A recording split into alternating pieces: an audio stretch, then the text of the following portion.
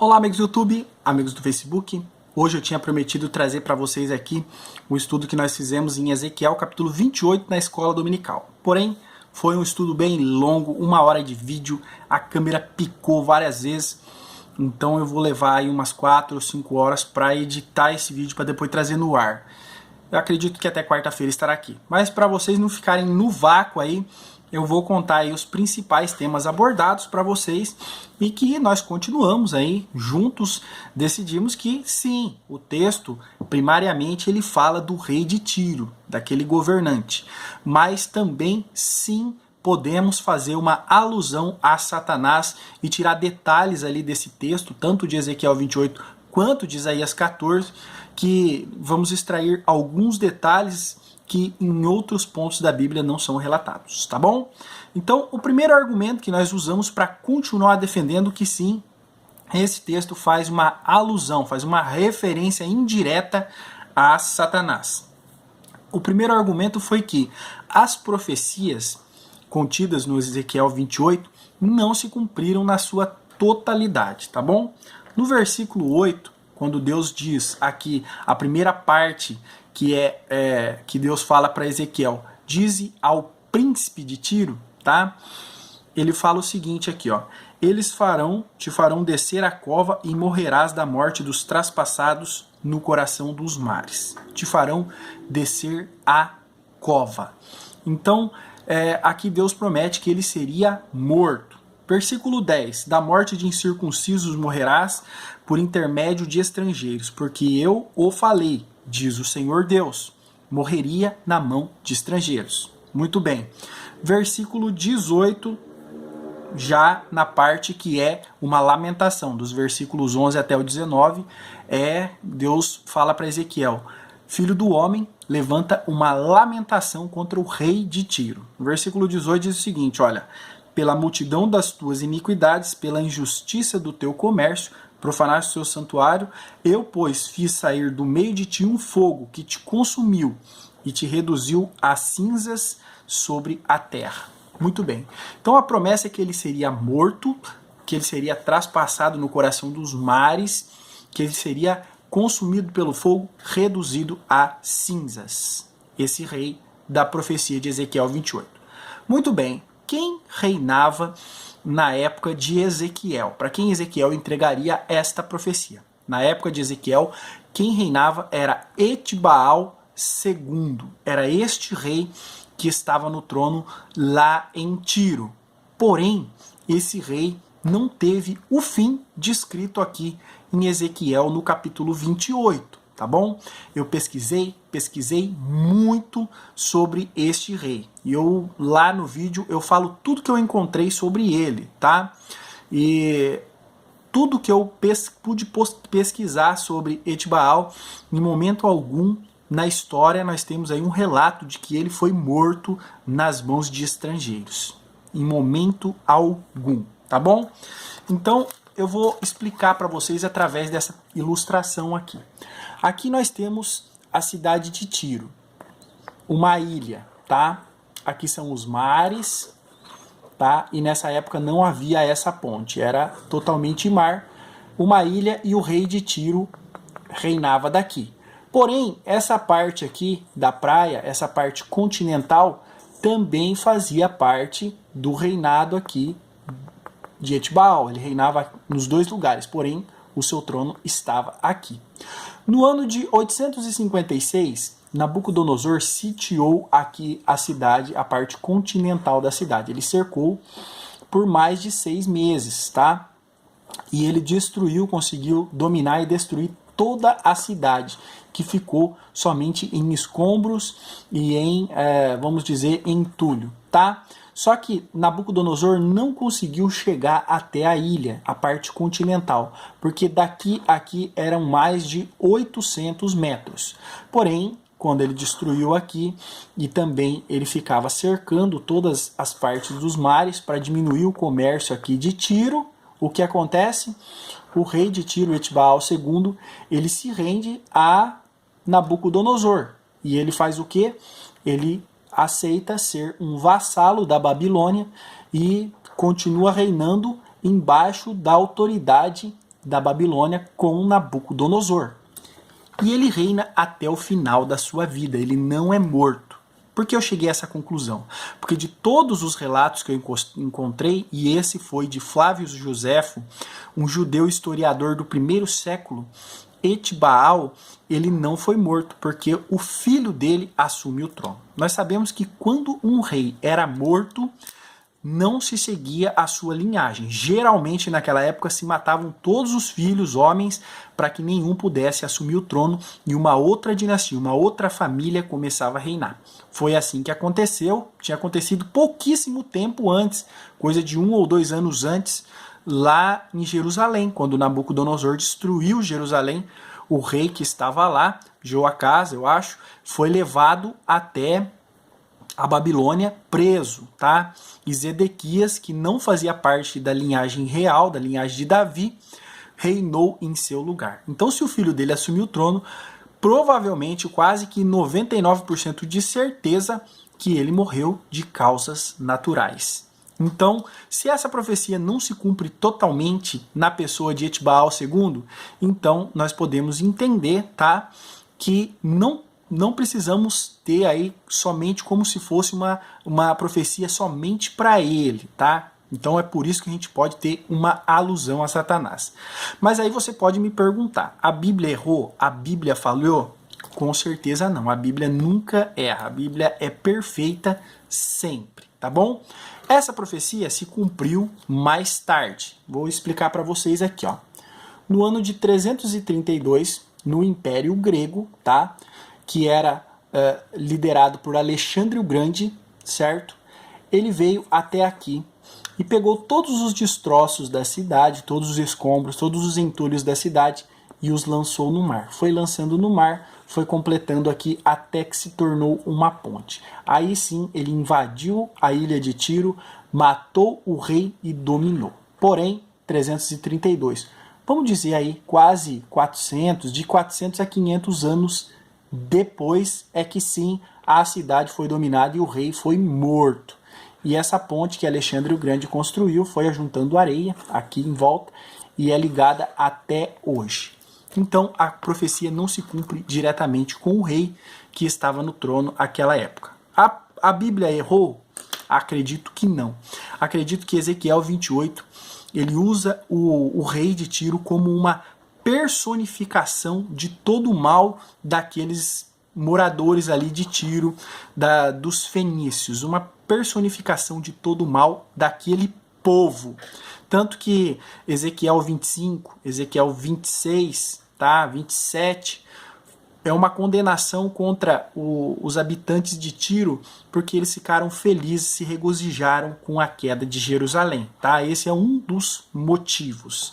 E vamos ver que realmente Etibaal era uma personificação do mal de todo o povo, e não somente uma profecia contra aquele rei em específico, tá?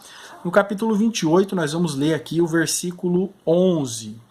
Versículo 11 na verdade, o versículo 12, que diz o seguinte: Filho do homem, levanta uma lamentação contra o rei de Tiro e diz-lhe: Assim diz o Senhor Deus, tu és o sinete da perfeição, cheio de sabedoria e formosura.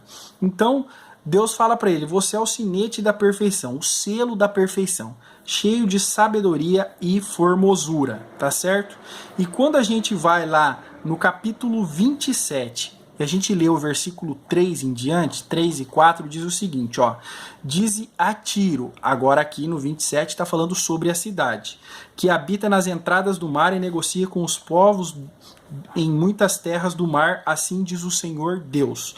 Ó Tiro, tu dizes, eu sou perfeita em formosura, no coração dos mares estão os seus limites, os que te edificaram aperfeiçoaram a tua formosura.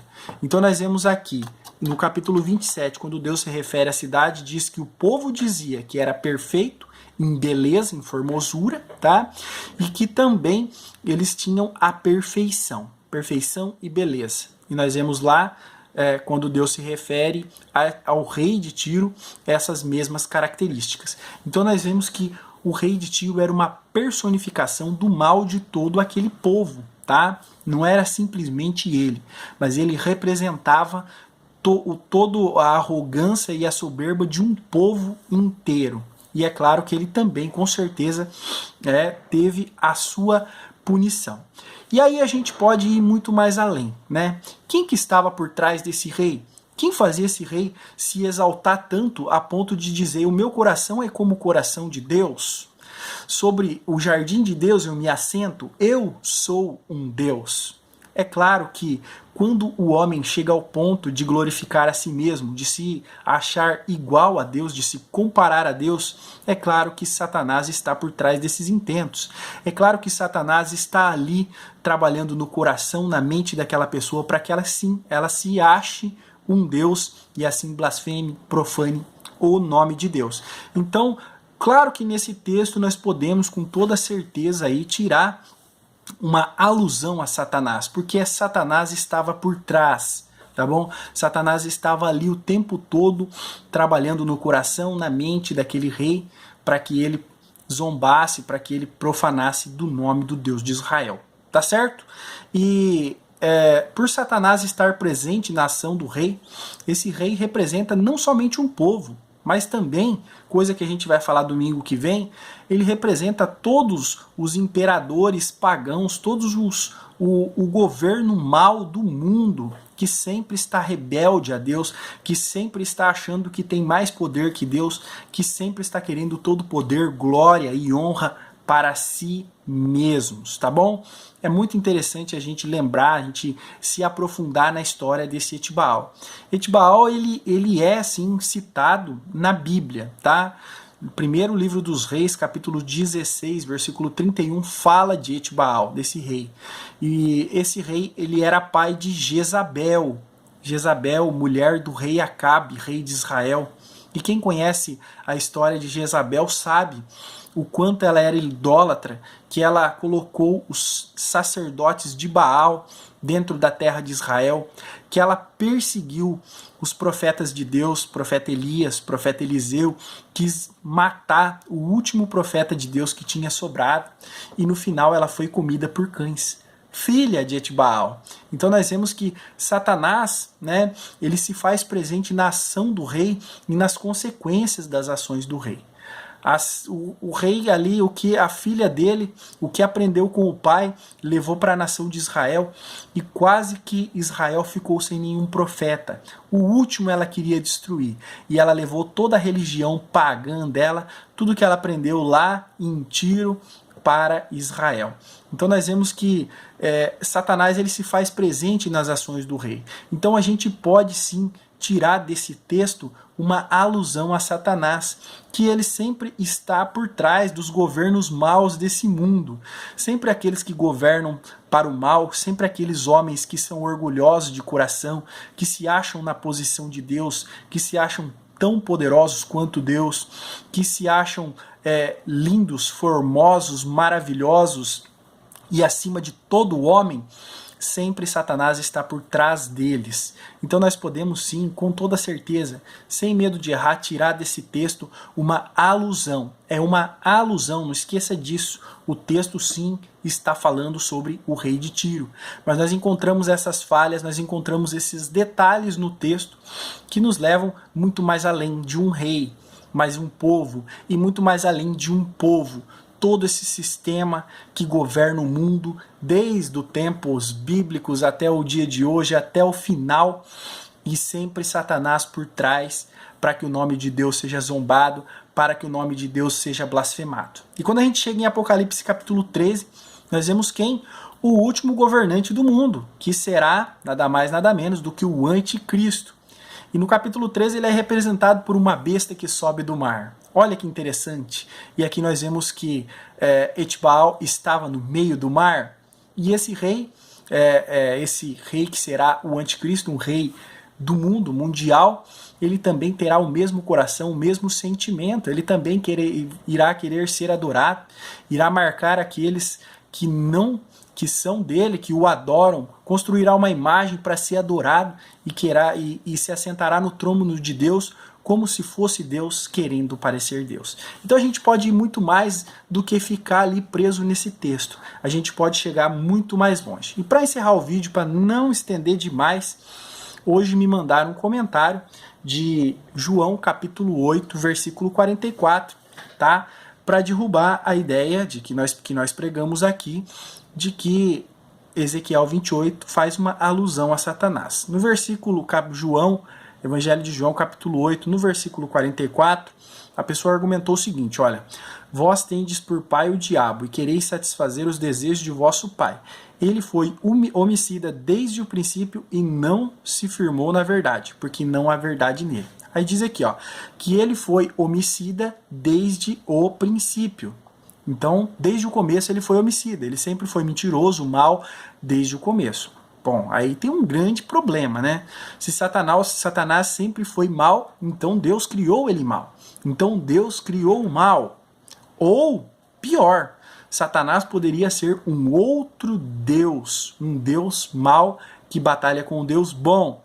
Então, o nosso Deus, o Deus de Israel, o Deus de Abraão, de Isaac e de Jacó, não seria o Deus criador de todas as coisas, mas sim um Deus combatendo com outro Deus para saber quem é o mais poderoso. É bem perigosa essa doutrina. E ela também é derrubada facilmente lá na carta de Judas, no versículo 6, que diz o seguinte: e aos anjos que não guardaram o principado, mas deixaram a sua própria habitação, reservou na escuridão e em prisões eternas. Mas os anjos que não guardaram o seu principado, Deus reservou para eles um juízo eterno. Os que não guardaram. Quer dizer que todos, no princípio, guardavam, mas uns resolveram não guardar, resolveram se rebelar. Satanás não foi criado mal, Deus não criou o mal, ele criou Satanás bom, ele deu livre-arbítrio a Satanás para que ele pudesse escolher servi-lo ou não. E Satanás elevou seu coração, assim como o rei de Tiro, ele quis ser igual a Deus, ele quis ter um trono de majestade igual ao de Deus. Foi onde ele pecou, foi onde a soberba, a arrogância tomou conta do seu coração, a inveja, e então ele peca e é lançado fora do céu, e é lançado na terra, e na terra ele aguarda o seu juízo, que será consumido pelo fogo, como nós lemos aí em Ezequiel 28, versículo 15. E volto aí a fazer a pergunta antes de encerrar o vídeo.